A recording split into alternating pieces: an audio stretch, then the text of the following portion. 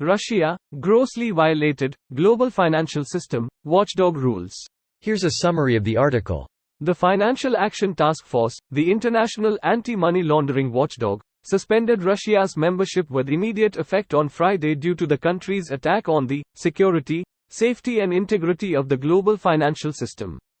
FATF President T. Rajakumar told journalists Russia's invasion of Ukraine violated commitments to international cooperation and mutual respect that form the international organization's core principles. All jurisdictions must remain vigilant of threats to the integrity, safety and security of the international financial system arising from the Russian Federation's war against Ukraine, and take necessary actions where required, a press release reads. Russia is still expected to contribute financially, and remains accountable for its obligations to implement FATF recommendations, Kumar concluded. FATF, which is hosted by the Organization of Economic Cooperation and Development in Paris, leads global action against money laundering as well as terrorism and proliferation financing. The FAFT's latest evaluation report on Russia was released in December 2019.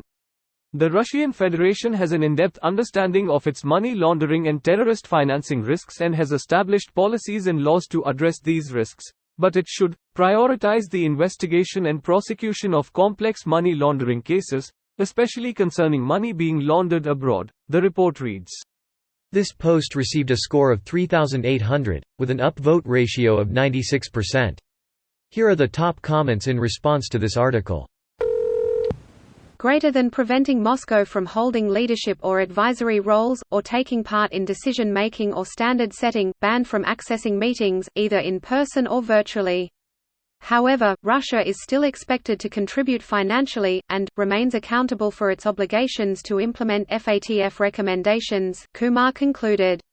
Yeah, I don't see Russia doing the latter. Pretty interesting actually.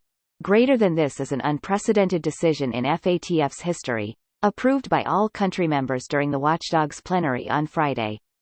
But according to Wikipedia, if I understand this correctly, the membership includes a raft of countries that have been pretty ambivalent so far, including China and India. Certainly looks like the first action that really shows global unanimity on the topic. Nice catch on India, China being agreeable to this. They are also part of the BRICS world order with 30% of world GDP? If Brazil didn't upset this idea of a new world order. Brazil elected a leftist, but Saudi Arabia has showed interest in joining. The idea that BRICS countries will cooperate and not look at their own strategic interests is laughable. They're actually more of a threat and in direct competition with each other. China and India are more likely to go to war with each other than the US and Russia are. Up until a year ago, Russia was competing with Saudi Arabia and the other Gulf countries on the energy markets, a market they've been guaranteed to dominate thanks to the sanctions put on Russia.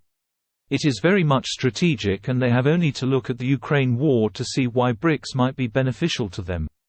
China is promising them a financial system free from the interference of politics, where their money is safe and they don't have to worry about a privileged few using their control over the system to force you to do things their way.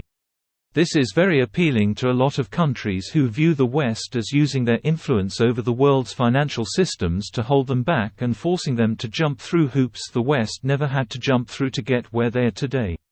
India feels they can compete with China, but they can't compete with the US, West should we decide to cut off their access to international money because their population once again voted in a racist populist with authoritarian leanings. China can offer what they want, but a different financial system is delusional. The dollar is too strong, too desired, too liquid and the scale it can handle is massive. Foreign companies still prefer taking out dollar loans, which creates future demand to pay them off. A good indicator is Bitcoin actually. If Bitcoin is traded more in yuan than dollar, then we have a winner. Which will never happen. SRY no one wants shit yen currency. This video was automatically created by Reddit to speech. The article and comments in this video were selected from Reddit according to their upvotes, and any paraphrasing was performed by smmry.com, without any human intervention.